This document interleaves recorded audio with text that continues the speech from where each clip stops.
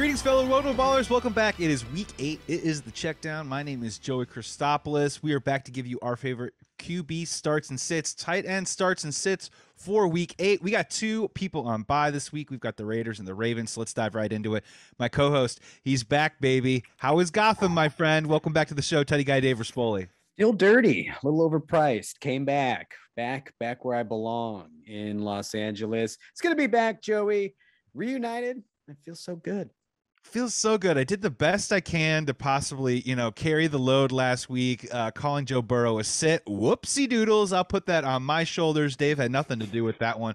But let's just roll the page forward and let's get into week 8. And speaking of Joe Burrow, Dave, I want to ask you, before we get in here, we get a lot of comments and questions. And when you have that comment and question, put it right below right there because we're going to answer it for you this week.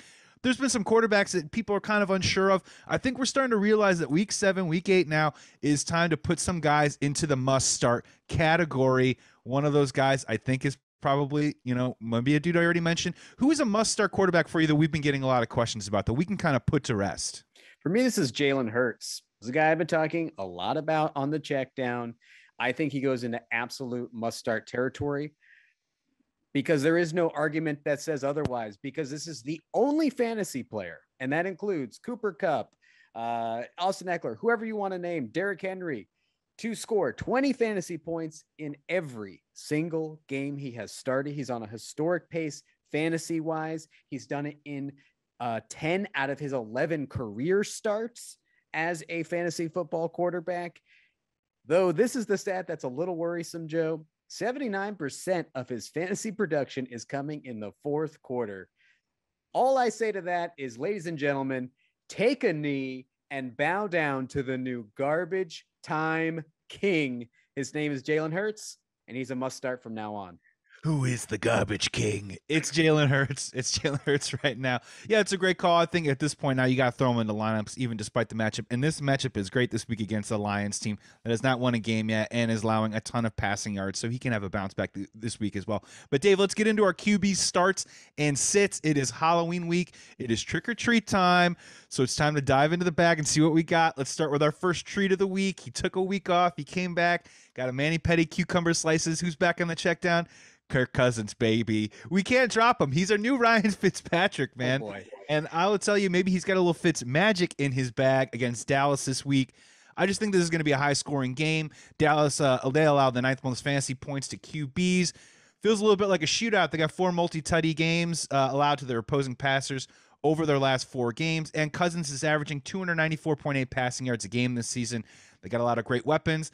I see points flying back and forth. Also, maybe some fourth quarter garbage time as well with Kirk Cousins. He is my start this week, Dave. Who do you got as a start for QBs in week 8? Well, first off, Joey, I love the call, especially during Halloween week. For me, Cousins is absolutely a haunted house. I'm terrified and excited. I don't know what's going to be around the corner, but I'm going to go anyways. And the best part is you walk out, you're still alive. That's right. That's what we want. That's right. We want Kirk Cousins. My next quarterback I had on the list, and I actually got more excited the more I dove into the stats. It's Carson Wentz taking on Tennessee. He's been very quietly having a very good fantasy year, especially in his last. Like Michael Myers? Like Michael Myers outside of a house? He's 100% Michael Myers. And, I'm like his sister, who he's constantly hunting down over my last couple fantasy seasons. But this year, he has at least 2 passing tutties in his last 4 games. He's put up at least 17 fantasy points in 6 out of 7 games so far. Anyone not named Joe Burrow and Jalen Hurts cannot say that, which is, very surprising, but he's slowly climbing as a very high floor, fairly low ceiling quarterback, but he's a guy you can absolutely plug and play. And before the Chiefs, Tennessee was giving up the 5th most fantasy points to opposing quarterbacks. So the matchup's good. Wentz is looking good. Pittman has really come alive, and Jonathan Taylor is an absolute beast. I like it. Yeah, it's a great start, especially if you have to have Lamar Jackson on your bench because of a bye week.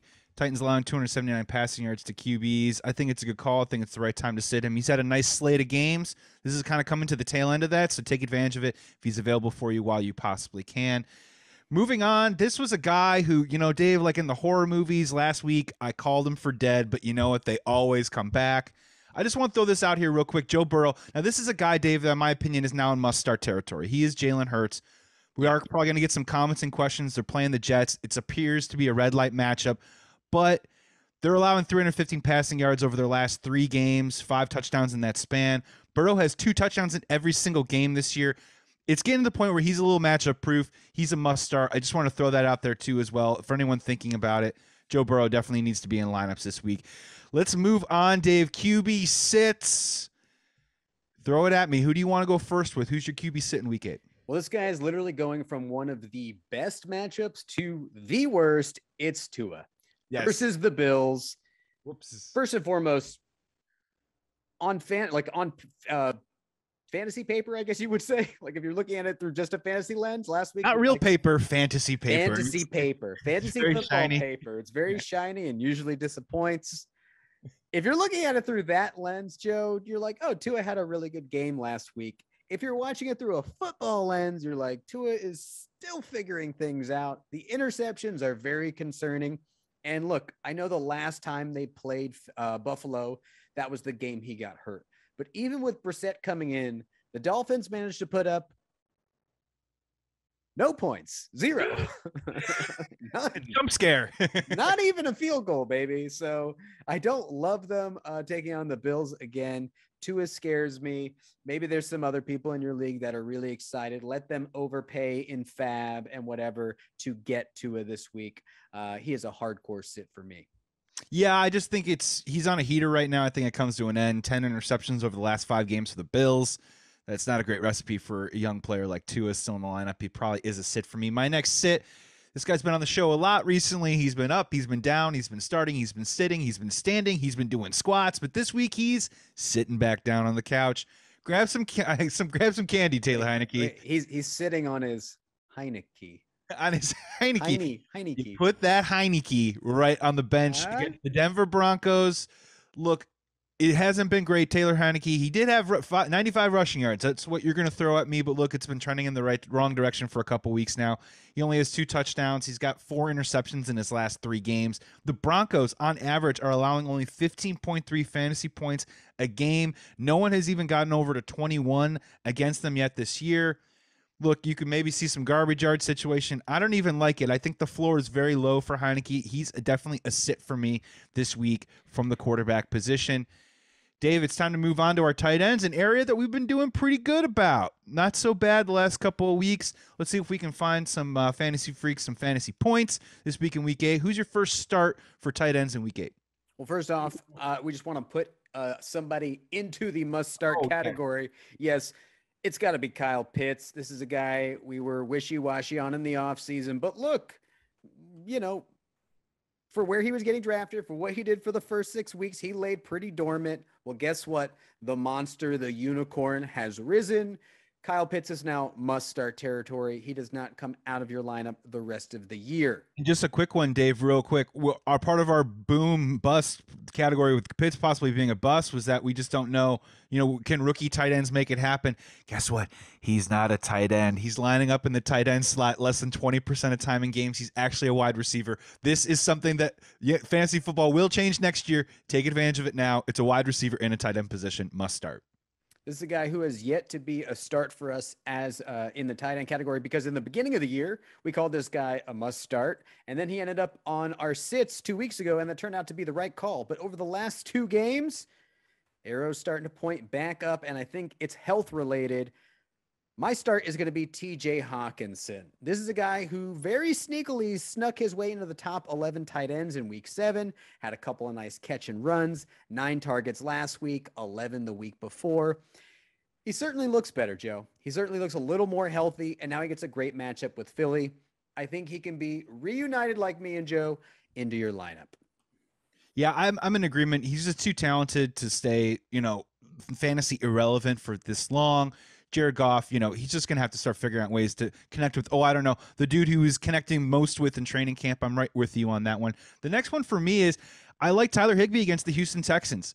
A little bit has more to do with me liking the Texans defense against a tight end more than me liking Tyler Higbee this week. But Texans have allowed 5 touchdowns to tight ends over the last 4 games. 9 different tight ends, Dave, have 6.9 or more fantasy points against. Again, this is my call of I'm not expecting huge things. I'm expecting a very high floor.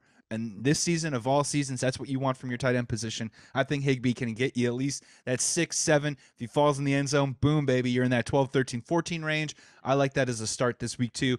And just one more, Dave, I want to throw it out there. CJ Uzama against the New York Jets. Look, red light matchup. Do you like this? Do you not like this? I kind of like this as a start a little bit. Clearly, people picked him up last week. Now they're wondering, should I keep it rolling with him? I say yay. What do you say? You know that song, Living on a Prayer? Yeah. That's what I feel like when I start CJ Uzoma. I'm just living on a prayer. I'm hoping he's going to fall into the end zone. But I look at it this way. Look, that's all tight ends outside the top 10, 12. You know, Mark Andrews is on bye. Darren Waller is on bye. 2 very good tight ends. So if you're praying for a tutty, right, why not, try and shoot for the guy who's currently 4th in the NFL in passing tutties? That's Joe Burrow. That's who I want my skill position player attached to, a really good offense. He's been catching tutties. And look, I was dogging on this guy a couple of weeks ago, but after watching the game, when they get down in the red zone or when Joe Burrow's ready to YOLO chuck it, T. Higgins is not getting open, folks. He's just not. He's not getting the separation he was last year. And Tyler Boyd is just a check down, middle of the field kind of guy. It's actually Uzoma, who's second on the team in air yards next to Jamar Chase. So, look, if you need a Hail Mary, CJ Uzoma. I like it, Joe. Yeah, I look, you're completely correct, because if you pull it up, it's not a lot of targets, right? I mean, this is as feast or famine as it gets. But also the Jets red light matchup, they've allowed actually the 10th most points to tight ends. And over the last 3 games, 22 points to Pitts, 10 to Hayden Hurst, 6.7 to Johnny Smith, 8 points to Hunter Henry. Can Uzama get in that area? Yes, I definitely think he can. If you got him in your lineups, you're happy with what he had last week, you can probably keep it going again next week. Let's go to our tight end sits. This is the scary part of the neighborhood. If you're going trick-or-treating right now, this is where you get the toothpaste. This is where you get the really bad candy. Who's the bad candy for you this week in week 8 tight end wise? Well, Joey, it's Jared Cook versus the Pats. Mm-hmm. I could throw a bunch of stats at you, but just Pats scare me. Jared Cook is slowly getting usurped by the ex-Czech Donald Parham. For all 5 of you that watched me and Joey talk about the XFL, He's getting hammed. He's getting hammed hard. The Cook is getting hammed. Yeah, there's just a lot of options. Something to monitor, though. We are recording this on a Monday. Keenan Allen did not practice today. I don't know why. If that's injury related, maybe Cook gets a slight boost. But Joey, tell the people why you should not play a tight end versus the Pats. Just a bad matchup just in general. I mean, Dalton Schultz got a season-high 79 yards against them a couple weeks ago on Dallas. Other than that, no other tight end has gotten over 29 yards against them. It's just a huge buyer beware. I know we want to love the Chargers offense right now, but the Pats are one of the better units, especially coaching staff-wise, of slowing down younger, potent offenses. It's definitely possible against the Chargers this week. We're not saying sit Mike Williams or Keenan Allen if he plays Eckler, but Jared Cook, it's a little bit of a buyer beware for me. And real quick before we go, got another buyer beware. Now, these are 2 guys that are definitely going to be in lineups. One of them is a must start at this point because he's a top 10 tight end. The other one got up back on the board with an end zone touchdown last week, so people are feeling pretty good about it. In your opinion, Dave, Mike Gesicki against the Bills. We didn't like Tua in our matchup for our start sits with QBs. Or Robert Tonyan versus the Cardinals. A little complicated. Which way you going? Can you start both of them? Is one maybe that you like a little bit more than the other? Yeah, this is tough. And probably a lot of people, might have both of them on their fantasy team. But for me, it's going to be Mike Gesicki. Not a top 10 tight end, Joey. Not a top 5 tight end. He's the tight end 3. Wow. Mike Gesicki, very quietly, has not finished outside the top 12 of tight ends in the last 3 games. It's like he came alive with Jacoby Brissett, and then I thought things were going to go back to the way they were in the first 2 weeks with Tua. Not the case. Tua also has locked onto him. It's like Waddle, Gesicki, Waddle, Gesicki, Waddle, Gesicki, and then everybody else on the Dolphins. Even in a tough matchup, I think if it's half PPR, you still got to keep starting the number 3 tight end. Tonyan is where it gets a little tricky. I think I'm going to leave him on my bench. We did just hear breaking news that Devontae Adams is placed on the COVID-19 reserve list. Very hard to get off of that with 2 negative tests by Thursday. They play on Thursday Night Football. I don't like playing anyone on Thursday Night Football, let alone Big Bob Tonyan. Yeah. Yeah, I'm right there with you. And the Cards on top of it, fewest fantasy points allowed to tight ends. So that Devontae Adams news definitely changes a lot of things, especially if he can't suit up. Maybe he sees a couple extra targets, but it's not a great matchup. And Gesicki, if we don't like Tua this week, he can still get those targets in PPR. He can still get those receptions, but can he find the end zone? I think that's kind of the question that we're having. That's going to do it for week 8, the check down. QB starts and sits, tight end starts and sits. Remember, drop your comments and your questions below. You guys have been so amazing. Thank you to the people that have been coming back week after week. Keep coming. We're going to keep answering your questions. We have no problem doing that, and hopefully we're giving you the best advice that we possibly can. My name is Joey Christopoulos, Joey Sports Guy, Instagram and Twitter. Teddy Guy Dave Rispoli, my co-host. Welcome back, man. Thanks, Good buddy. to see you, and great show, you guys. Everyone, thank you so much for watching this video. We're going to be back next week. Make sure you stick around a couple days later. We're going to be revealing our boom and bust for week 8 too as well. We're doing that. That's going to be back this week too as well. And also, shout out to my Uncle Jay Rossman for kicking cancer's ass. This is why I'm wearing this hat today, guys. Great hat, awesome hat. Super proud of him and anyone else who has a family member out there that says, screw you, cancer. Get out of here. Congratulations to him. Out of here. Yeah, I love you. Great show, dude. Thank you so much for watching, you guys. We'll be back next week. Drop those comments right now. Go win that league.